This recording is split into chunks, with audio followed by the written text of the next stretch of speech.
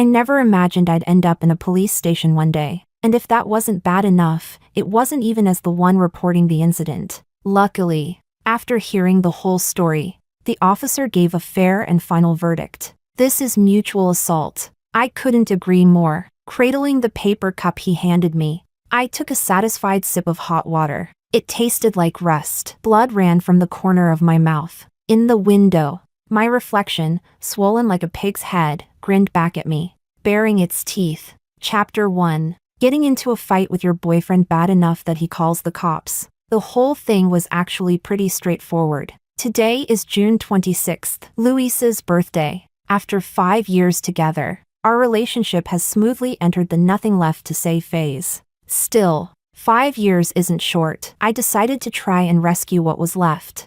So I cooked a whole table full of dishes and waited for him to come home. When he saw the food, he didn't look thrilled. I asked him to wash his hands. He casually flipped his phone face down on the table. That tiny movement triggered my gut instinct. I turned the phone over, and right then, a text popped up. "Baby, are you home yet?" Oh, he was home all right. Not only home, this was the end of the line for us. Cheating senses never lie. My veins started popping. So did Luis, straight out of the kitchen like a rabid dog.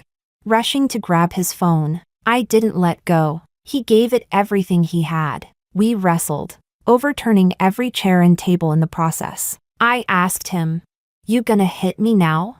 Before I even finished the sentence, smack, Luis swung and slapped me so hard it rang. The force, he was trying to kill me. Well, if I'm going down, he's not walking away either. I grabbed a stool. We fought like wild animals in a cage. In the end, I won with sheer tenacity. I'm stubborn, even if he was physically stronger. I was committed to dragging us both into the abyss. But he had his baby to go back to. No need to go down with me, so he called the cops. The police listened to both sides and suggested reconciliation. They didn't pick a side. Our injuries were obvious. Luis did throw the first punch, but I beat him to a bloody pulp, covered in bruises. Luis looked stunned. He was still hoping the cops would take his side and give me hell. Not only did he want to hit me, he wanted me to deserve it. I calmly watched him rage, until the officer shut him up. "You hit her first. Look what you did to this girl." She fought back. "It's self-defense if she presses charges." "You think you're in the right? Don't want to settle? Fine. We'll go by the book." Luis visibly deflated. Go by the book. And there'd be a criminal record for both of us. With his good job, he had no choice but to agree to reconcile. He said, "I don't blame you for hitting me hard. I'll pay the medical bills." After 5 years together, let's just call it even today. That one line. He tried to control the narrative 3 times. Seems my stable personality during the relationship made him think he was on a higher moral ground. So, to reset his perception of me, I solemnly told the officer, I refused to reconcile. I skipped past the shock of being cheated on. No denial. Just straight up rage and retaliation. Luis clearly wasn't prepared for my level of aggression. His imagined hero-complex romance had no place for a woman as unyielding as me. He panicked and tried to appeal emotionally. I told him to get lost. He said I was being unreasonable. He was right. I wasn't just unreasonable, my adrenaline was through the roof. He told me not to go crazy. I told him he hadn't seen crazy yet. He was at a loss. I was completely immune to reason. The conversation went nowhere, since I refused to settle. The cops sent us both for medical evaluation. After leaving the station, I went to get my car, snapped a selfie in front of the police station, posted it on my feed, blocked a few people, and made our breakup public. Forget quiet resolutions or graceful exits. Cheating and hitting me? I'll split your damn skull open. Chapter 2. My post on social media went viral quickly. I smiled in satisfaction. My wounds hurt like hell, but that only made my grin more twisted, 1 part sarcasm, 9 parts grotesque. Then I drove myself to the hospital with a face swollen and shiny like a polished wok lid. After the checkup, I grabbed a bowl of street wontons, ate, and went home to sleep. Luis and I had been together for 5 years. Financially, we kept things mostly separate. We each had our own place. That turned out to be a huge blessing post-breakup. The next day, My face had reached new levels of swollen, but I still went to work like a fearless warrior. The fight had happened, and I refused to settle. I needed to know how this might affect my job. I took the direct elevator up to the office, only to find my boss, Nestor, standing by the secretary's desk. He leaned casually, tall and built like a fighter, with sharp features that looked like they were carved by God during a thunderstorm. One look at him and you'd think he negotiates business deals with his fists. The secretary had mysteriously vanished. Nestor gave me a once-over, calm and unsurprised, eyes raking over my bowel damage. Then he asked, deadpan, "So, did you win or lose?" Crap. Did I forget to block my boss from last night's post? I was confused, but didn't hide it. This was exactly why I came in. So I answered honestly, I won. He raised an eyebrow. Won what? Inner peace?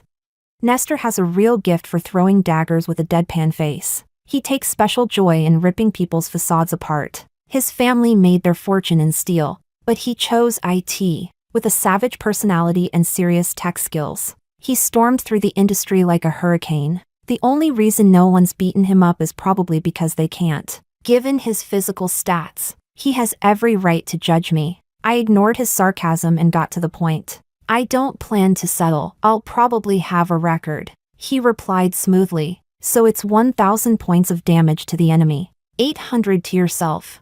You should have just stood there and taken it. Huh? And just let us brawl like two amateurs? That better?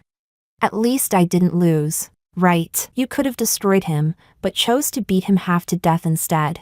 Nestor was particularly chatty today. I smirked. What's got you so salty? Did I mess with your mood? He went speechless. Didn't expect me to flip the table on him. Huh? Now whether he denies it or admits it, either way, he's exposed. He glared at me, eyes saying, get out, but I pressed again. Boss, will this affect my job? His tone turned cold. Why didn't you ask before ending up in a police station? I was busy fighting. You sound proud. I'd say you're feeling pretty invincible. Well, of course. In this company, the salespeople who can code aren't as good as me. And the tech folks who can sell don't sell as well as I do. And working with Nestor? Most people can't keep up with his energy. Morning meetings, afternoons skydiving, pulling an all-nighter today, scaling mountains tomorrow. He thinks 6 hours of sleep is lazy. Even his secretaries rotate in shifts. But I, in sales, am always on call. So yeah, I am a little fearless. Nestor and I have known each other for 10 years. We were classmates in college. Same major. The only reason I've managed such a wide-ranging career is because of him. At first, we didn't talk much. Then one day, we got randomly paired for a group project. To get into our school, you had to be a genius. But even among overachievers, Nestor stood out. I'd heard the rumors before we met, but they didn't do him justice. His strategic thinking was razor sharp. His approach to problems always unique. And his industry predictions were scarily accurate. He wasn't just smart, he was smart with money. He was my glimpse into a brighter future. This guy was worth sticking to. In college, friendships always started with meals. I began asking him to eat with me often. He never said no. Our shared love for learning soon extended to mealtimes. 3 years passed with us eating together, almost daily. Then one day, I was eating a bowl of pork and egg stir-fry over rice, munching on a carrot slice, when he leaned in and whispered, "I'm starting a company. Want in?" My heart exploded. I almost cried from the excitement. Finally. Bro, do you know how long I've been waiting? But I played it cool, still chewing. I asked, "Wow, that's sudden." He gave me a side eye. "Come on, how many meals have you invested in me? Don't you want a return?" "I do." "Then start preparing." "Okay." But I was curious. I mean, plenty of people probably want to start a business with you, right? He shrugged. "They're all after my looks. You're the only one into my brain." I was stunned. "Wait, has no one in your entire life noticed you're smart?" He rolled his eyes, for the first time ever. "No one can keep up with my brain." "Oh please." When we worked on that project, it was smooth sailing. That's because I had you. Chapter 3. Aw. I got it. What Nestor really meant was, I know how to read the room. Put a bunch of high IQ youngsters together, and conflict is bound to happen. Everyone thinks they're right. Disagreements are normal. It's not rare for a group to end things on a sour note. Luckily, among their sky-high egos and clashing pride, there was one person who could play all sides, me. It's rare to find a group that doesn't slack off or shove responsibilities around. How could I let it fall apart? Since I was little, my parents taught me, when problems come up, fix them. It's normal to have emotions after a fight, but the key is to adjust, to solve the problem, not just vent about it. I learned that lesson well. Not only could I adjust my own pace, I could even adjust others. My years with Nestor weren't wasted. He saw that in me. I beamed. So what role do you think I'm best suited for? Sales. Sales? Not RD. Not admin. Not even anything remotely related to our field of study. After all that praise. Sales? I couldn't wrap my head around it. So I blurted out, "Why?" He said with absolute certainty, "You're the kind of person who should be sent out." I had a vague feeling he was insulting me, but turns out, he wasn't wrong. After we launched the company, I was in charge of B2B sales, a job that truly unlocked my potential. I actually liked it, which made me care about it even more. So when Nestor confirmed my job was safe, I mustered all my energy and gave him a painfully awkward smile. "All right, I'm heading back to work then." He looked at me, face swollen, smile worse than a crying child, and frowned hard. "Where?" "To work." "You sure?" Of course I was. "Listen, I've gotta at least get one of two things in life, money or a man." Nestor choked, then waved me off, exasperated. Ending the conversation, he let me have this impulsive moment. He didn't ask whether I was still plotting Luis's downfall either. My rational side was back in control. Back in the office, I checked my phone. WeChat was blowing up with comments and messages, helping me piece together the whole timeline of Luis's secret affair. You know how they say the wife is always the last to know about the cheating? Well, it applies to girlfriends too. Life never lacks spectators. I posted that photo just for this moment. I kept swiping through the chaos until I landed on someone. Marco, Luis's boss Pablo's archrival. He'd sent a message. "How are the injuries? I've got a friend who's a forensic doctor. When you've got time, go get an official exam. He can help." Such aggressive compassion. Every word radiated warm, calculated strength. Marco basically stopped just short of saying, "If you're ready to act, I've got the tools to ruin Luis." Who would have thought the first alpha billionaire type in my life would show up not to chase me, but to crush my ex? I was genuinely touched. I replied right away, "You're too kind. Just say the word, and dinner's on me." Marco went quiet for a bit, then replied, "How's the day after tomorrow?" "Perfect. 6 p.m. I'll be waiting at Joy Garden Restaurant. Does that work for you?" "Sounds good," he replied. This is the perk of my job. Every client is a potential ally, and benefits always come first. In the workplace, it's just another jungle. In a rigid company like Luis's, where one person fills one spot, competition is brutal. One slip up and you'll be chewed up and spat out. But I didn't want to destroy Luis directly. What I really wanted was to make him not even worth destroying, just like he tried to make me not worth anything back at the police station. Chapter 4. I checked my phone again. Nearly 100 missed calls and texts from Luis were in the blacklist. Even without opening them, I could feel his panic radiating through the screen. Funny how he never chased me like this when we were in love. Clearly, hate cuts deeper than love ever could. Knowing he was anxious gave me a sense of balance. I tossed the phone aside and got back to work. Time flies when you're focused. Before I knew it, it was the end of the workday. My department has a no overtime culture unless it's for networking. My assistant came over to ask if I needed her to stay. She usually never asks. Salespeople are good at reading the room. I could see the gossip glinting in her eyes. I told her, "Everyone can leave now." She nodded calmly. "Got it. You should head out soon too." In a flash, the whole sales department emptied out, leaving me behind, fingers dancing across the keyboard. The breakup gave me time to hustle. Work helped ease the pain. No one can suffer in your place. Your heartbreak is yours to bear alone. 5 years of love, gone in a heartbeat. Once someone turns their back, no matter how much it hurts, you have no reason to chase them. Even the deepest attachment can't excuse betrayal. So how do you survive heartbreak? You grit your teeth and push through it. I pushed through the ache, pushed through the emotional rebounds, pushed through the indecision. Just past 7 p.m., someone suddenly flung open my office door. Still here? Nestor's broad shoulders blocked most of the doorway. No events tonight? I looked up at him. I canceled. What? You planning to work overtime with a bruised face? I'll be in administrative detention in a few days. Just wanted to wrap up some things. Nestor rubbed his temples. In my whole life, I've never heard a crazier excuse for overtime. It's the truth. A ridiculous truth. He pushed the door open fully. Let's go. Dinner. I've got work. You go down. I step in. The company won't collapse. Fine. I stood up. What are we eating?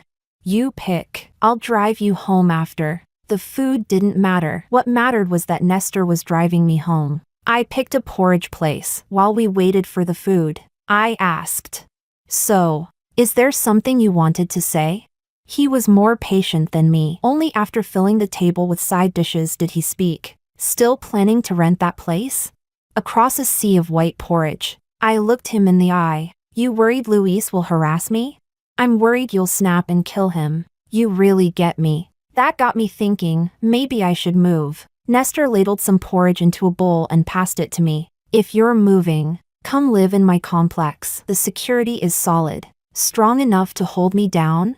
Strong enough to hold down a bull. Fair enough. I take good advice seriously. Once I made up my mind to move, I acted immediately. But Nestor was even faster. One phone call later, a professional moving crew showed up at my place asking for the building code. Shouldn't I rent a place first? I asked. I have 2 units. Just move in. He was being way too generous. I squinted at him. You hiding some ulterior motive? Nestor suddenly went serious. Amelia, you know you're not acting normal, right? Of course I know. What heartbroken person is normal? Nestor's gaze grew heavier. That's the problem. Being messed up after a breakup is normal. But you're too calm. It's not normal. Ah, I see. My lack of tears or tantrums was making him nervous. He thought I'd gone numb, and I owed it to his concern to give him some kind of reaction. I've lost all faith in love, I said blankly. So maybe cut me a break on the rent. Help restore my hope in life? Nestor looked at me, this shameless little goblin, and chuckled. Forget the discount. Just live there. No rent. Come on. I didn't earn this. What's the catch? It's a company benefit deal. That very night, I moved into Nestor's 200 square meter penthouse, drank purified water from a limited edition crystal wine glass, took my anti-inflammatories like a queen. A woman who values money doesn't self-destruct easily. My love for wealth helped ease his worries. I've got parents, friends, and a career. Why would I lose myself over a man who doesn't love me? Who cheated on me? Who hit me? Heartbreak isn't enough to ruin me. That slap on the face, that was the fuel that lit my fire. Luis kept trying to contact me. He even sent mutual friends to play mediator. They all said the same thing. You're being unreasonable. These matters should be handled privately. I gave them all the same answer. One more word, and I'll send a male escort to your wives. If y'all are so eager to sacrifice others, fine. Let's wear the green hats together. Chapter 5. No one dared to speak on Luis's behalf anymore. I had a peaceful day. When the day of my meeting with Marco arrived, I went straight to Joy Grand Hotel after work. I've always had the habit of arriving early. I reserved the private room and selected the wine and dishes in advance. Marco arrived just on time. He brought 2 people I'd met before, Ryan, his trusted right-hand man, and Oliver, the grandson of his mentor. Bringing these 2 to the meeting showed me Marco's intentions. We had a warm and friendly conversation. We chatted about daily life, international affairs, and random industry gossip. Just as the meal was winding down and everyone was full, Marco suddenly changed the subject. Luis really went too far. I sighed, playing the victim just right. I never thought he'd treat me like that. Marco nodded, voice deep. But you didn't agree to get a medical report, can't let it go? It's not that. I smiled at myself. I just think it's unnecessary. Oh. Yes, if he gets fired now, it'll just be a passing story in a few years. You'd owe a favor for nothing. Not worth it. Marco seemed thoughtful. Then what do you think is the better move?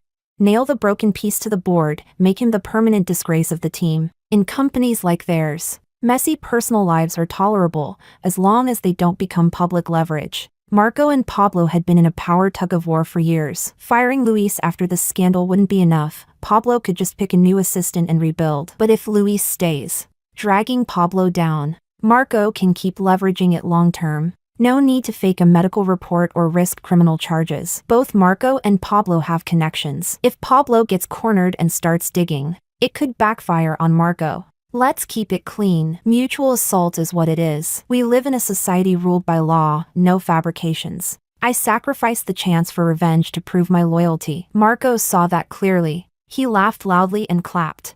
You're something else. His eyes lit up like stage lights as he raised his glass. Don't worry. I've got your back at the company. Luis won't be able to mess with you again that easily. I stood and said, thank you. I'll toast you with tea instead of wine. Our glasses clinked. In that sip, the deal was sealed. Marco left first. I went to the front desk to settle the bill, then doubled back to the room next door to eavesdrop. Even before I opened the door, I could hear Oliver's voice. I don't think she should have hit back. Men are stronger. She should have just called the police. Ryan chuckled. If she hadn't fought back, Luis would have slapped her a few times to teach her a lesson, and it would have blown over. Even if she did report it, without serious injuries, the company would have backed Luis. Oh, really? Oliver sounded like a fresh grad getting his first taste of reality. Yeah, Ryan said. But she fought back. Turned it into a mess. She posted those photos online selectively. You think it was an emotional outburst?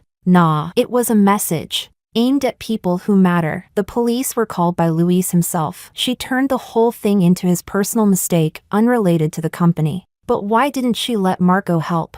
And why keep Luis in the company?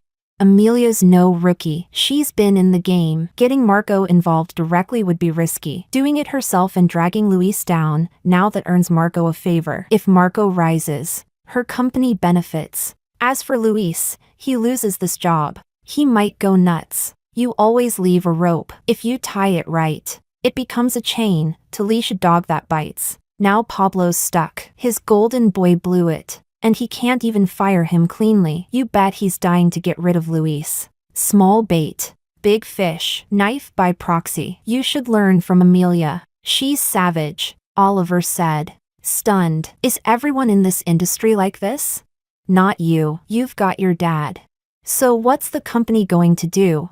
What else? Follow protocol. Handle it seriously. I left at that point. Everything was unfolding exactly as I had planned. Luis and we were done. Luis was ambitious. He used every means to climb the ladder. But for someone like that, the worst punishment wasn't a sudden downfall, it was slow suffocation. Let him keep a sliver of hope, then crush him again and again. Let him watch his peers surpass him while he stays stuck. Helpless and humiliated. That's his punishment. Chapter 6. Before the second mediation at the police station, I knew Luis would try to reach out again. Blocking his number and moving out wouldn't be enough to shake him off. I mentally prepared for everything. 1 day passed, then 2. As the mediation date drew near, I received an unexpected call. I didn't think much of the unfamiliar number and answered casually. Hello, who's this? There was a brief silence on the other end. Then, after a sigh, hi, I'm Eva. My gut instinct kicked in again. How did you get my number? Eva clearly didn't expect me to be so direct. She hesitated. Do you know who I am? Eva, let me ask the questions first. Maybe it was my alpha energy. She answered honestly. I checked his phone. He saved your number as number 10,000. Luis, what a goddamn genius. I almost laughed. So, what do you want?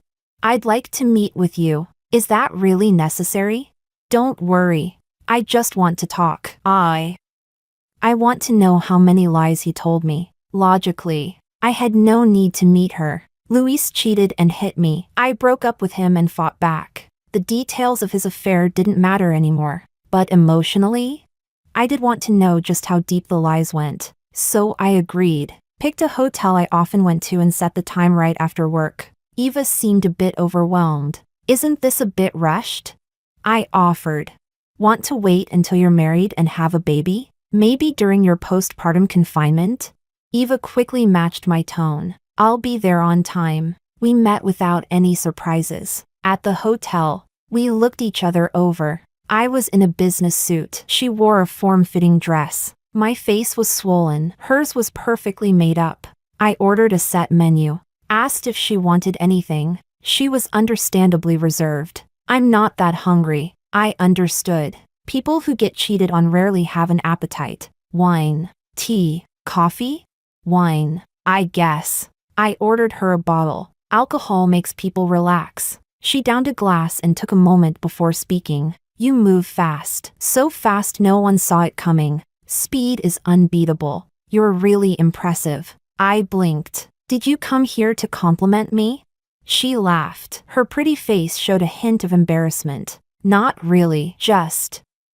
I don't think I could have done what you did. Still a compliment though. I chewed on my steak and listened to her story like a bystander. A very predictable affair. Luis played both sides. She was a new hire at his company, came from a well-off family. During his pursuit, he completely hid my existence. Their relationship was heating up fast when bam, he got his face restructured. The injuries were dramatic, too intense to come up with a convincing lie. He told me he tripped and fell. I asked him if he fell on a pitchfork. I liked this girl. He was acting super shady. At first, I wondered if someone's boyfriend caught him in bed. Didn't expect it was you who beat him up. All thanks to adrenaline. He lied to both of us. He's a terrible person, but I still love him. You're a good person. He cried. Crocodile tears. He buys me lunch every day. The cafeteria is 2 minutes downstairs. He replies to all my messages instantly.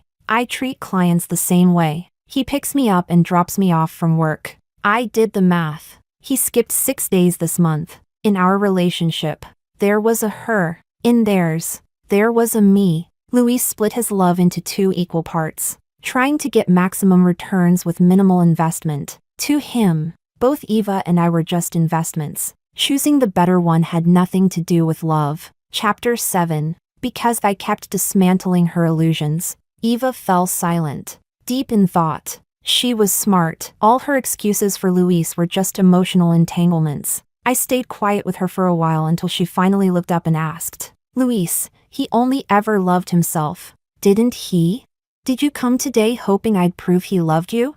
At first, yes. Eva gave a bitter smile. I really hoped you were a terrible girlfriend. That way, I could blame everything on you. I know I have no right, and I know it's wrong, but sometimes, people are just that low. Eva was baring her heart. I listened quietly. When she finished, I called for the waiter. Miss, how can I assist you? I need to book a room for a client. He has stomach issues and mild OCD. Of course, we'll prepare new bedding, fresh toiletries, warm purified water, and assign a private concierge. Will that be acceptable? Yes. I'll text the room number to your assistant shortly. All right. The waiter left with a professional smile. I turned back to Eva without a word. She looked confused. What do you mean by that? You're not short on money. What you lack is care. She instantly understood. She murmured. With money, attentive care is everywhere. If emotional value can be bought, why did Luis's care feel so special? Because Eva believed Luis's affection came with no strings attached, but didn't realize her worth had long been evaluated behind the scenes. She'd fallen deep, her logic smothered by emotions, caught between Luis's lies and tears. Avoidance may feel like a cure, but all it does is prolong the pain. It drains your self-esteem, wears down your mental state, and leaves you a mess. Torn apart by indecision, I'd said all I needed to say. What to do next, that was Eva's decision. I pushed aside my empty plate and stood up. I've got things to do. I'm sorry, she blurted out. Seeing me about to leave, I paused. That apology. She continued. It's for the malicious thoughts I had about you at the beginning. I didn't respond. just looked at her lost expression. The inexperience of someone freshly out in the real world still clung to her eyes. I used to be like her once. If not for Luis, she and I would have remained strangers, maybe even business partners in the future. But we wouldn't be like this. Too much shared. Too fast. She'd regret it later. Let's leave it all in the past. I pointed at her. And don't forget to eat properly. Eva's sorrow froze at the corners of her eyes. She hadn't expected me to fixate so much on food. I hadn't expected myself to stay so calm either. As I left the hotel, a familiar car pulled up to the curb. I leaned over and greeted. Boss. Out for a stroll? Strolling my ass. Nestor leaned toward the passenger side. Come on, I'll take you home. I've got a car. It's sitting at the office rent-free. Fine. Ever since I started enjoying company perks, my car had been gathering dust. Lately, no matter where I went, Nestor had this magical ability to always show up. We commuted together, talked more intimately than in the past 10 years combined. At one point I suspected I hadn't been working hard enough. And that's why Nestor had so much time to tag along. Sure enough, as soon as I got in the car, he asked bluntly, "What did you two talk about?" I rolled my eyes internally but gave him a quick rundown. When I finished, he said, "You got cheated on, beaten, and tracked down, and you still had the energy to counsel her? She got lied to, was the other woman without knowing it, and got dragged into it. We're both victims. I couldn't exactly beat her up too. So do you think you talked sense into her? Whether she's enlightened or not won't stop Luis from getting destroyed at work. So you don't resent her at all?" I caught the undertone in his question and raised an eyebrow. Eva's dad is Cameron, right? The regional head of their branch office? Chapter 8. Figured it out? Not a common surname. Watch out. Just because she seems kind doesn't mean she is. Did you know Cameron got reassigned? Really? To a busy post or a quiet one?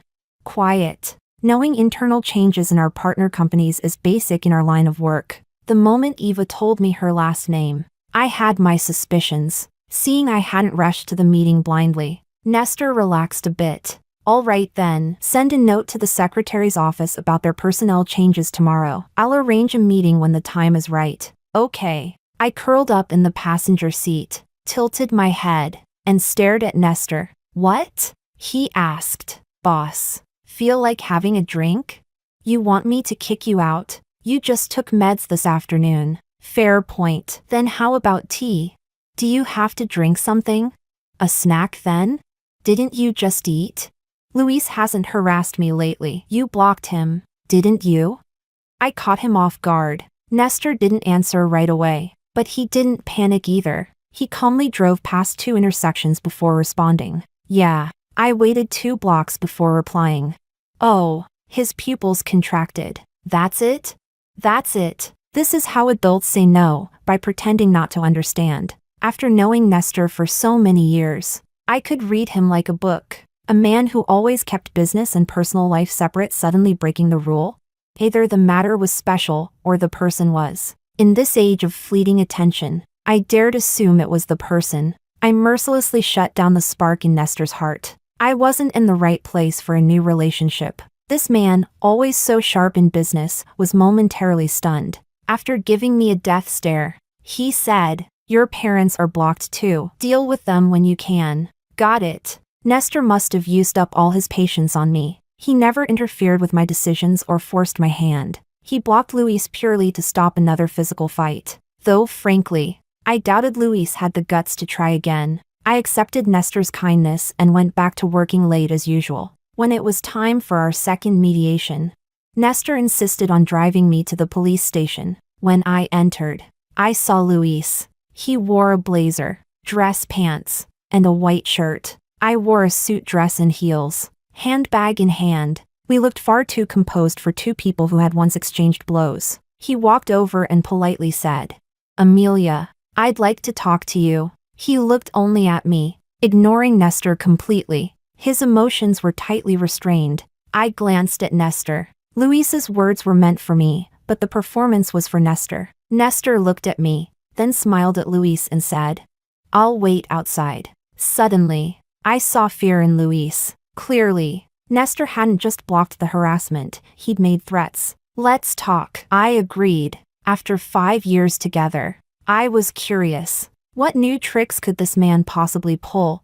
Chapter 9. We moved to a corner of the courtyard. He didn't apologize, didn't show remorse. He went straight to blaming everything on Eva. Eva tempted him. Eva clung to him. Eva seduced him. He was passive, innocent, the victim. He was panicking, and I was sick of this textbook blame-shifting nonsense. Disgusted, I cut him off. Enough. Whether she seduced you or you pursued her, it has nothing to do with the fact you cheated and lied to me. Hurting me was your choice, and I only retaliate against you. I know what you're thinking, so let me make it easy. I won't settle. Luis looked like he was having a heart attack. My brutal clarity ignited his fury. Gritting his teeth, he said, Amelia, this is what makes you so damn unlikable. Too rational. Did you ever even love me? So now your cheating is my fault because I was too rational? I just don't think you ever loved me. And does that matter? Do you have to be so ruthless? We were together 5 years. And you hit me without a second's hesitation. The moment you slapped me, our bond was broken. You schemed against me, I'll return the favor. What did I scheme? Huh? I just stopped loving you. Is that a crime? If I don't love you, we should break up. What did I do wrong? He yelled that last line so loud it echoed. When it came to emotional damage, he never held back. You two-timed me, kept giving me hope, and trapped my feelings. You wanted to train me into your obedient dog. That slap of yours, it was the start of your test. If I didn't fight back, you'd sweet-talk me after, win forgiveness. And I'd lose my boundaries while you lost your guilt. Luis, whether you're sorry or not doesn't matter. All that matters is, you've lost. I didn't need to list his wrongs, pointless. All I needed to show was the consequence. Cutting deep? That's my specialty. Luis's face flushed red. That's all in your head. You're punishing me over paranoia? His voice cracked, bluster hiding his fragility. Yup, I treated you like shit. You got a problem? Feel free to kneel and say it. Luis, losing patience, he stopped arguing. Instead, he threatened, Amelia, you hit me too. You'll be detained as well. Don't think only my job's at risk. You better calm down. Don't do something we'll both regret. I don't care. Appeasing you isn't worth it. You make me miserable? Then you'll suffer too. I was contact hashtag 10,000 in his phone. I didn't owe him kindness. The moment I struck back, I was ready for the consequences. Luis looked stunned. He realized my toughness wasn't an act. He didn't have the spine to fight me. After a long pause, he deflated. I'm sorry. It was my fault. I shouldn't have hit you. Give me another chance. I'll pay for your medical bills and lost wages. Stop. You're only apologizing because things are out of your control. If he had broken up with me properly, we wouldn't be here. He was in a rush because he hadn't told Pablo or the company yet. He thought if he calmed me down, it'd all go away. He didn't know that the day we left the police station, I'd already posted on social media, visible only to Marco, to the vendor Luis took kickbacks from, and to every rival competing for his job. The trap I laid hadn't even sprung yet. Losing Pablo's support meant he couldn't handle anything. He'd have to return the dirty money. His power would be stripped. Marco would hold him down. One criminal record wasn't enough to get him fired, but it was enough to bury him forever. He was suffering now, but worse was yet to come. Everyone pays for their choices. I chose to pay voluntarily. He'll pay unwillingly. There was no settlement between us. Everything would proceed by the book. 3 days for me, 5 for him. Chapter 10. During my 3 days of education, Nestor came to visit every single day, staying for hours each time. I asked him, how the hell did you manage this? You've made the police station feel like home. He answered frankly, my dad pulled some strings. I'm impressed. Your dad's still willing to help you out and hasn't told you to stay away from me? Nah, he actually likes you. Said real business people need a bit of a gangster vibe. He wants to have dinner with you when you're out. How about it?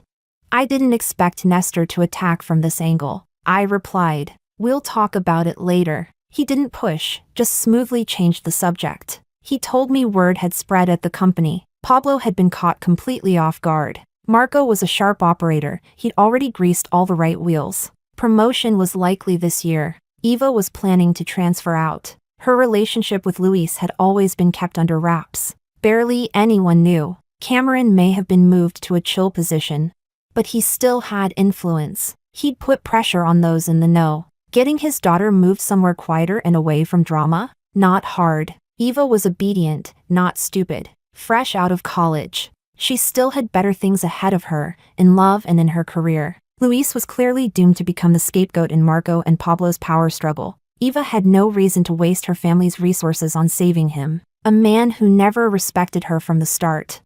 Who made her the other woman? The fact she didn't kick him while he was down just showed she still had reason left. Eva was growing fast. I couldn't help but sigh. By the time Luis gets out, everything at the company will have changed. Is that what you wanted? Nestor asked. Yes. And how do you feel?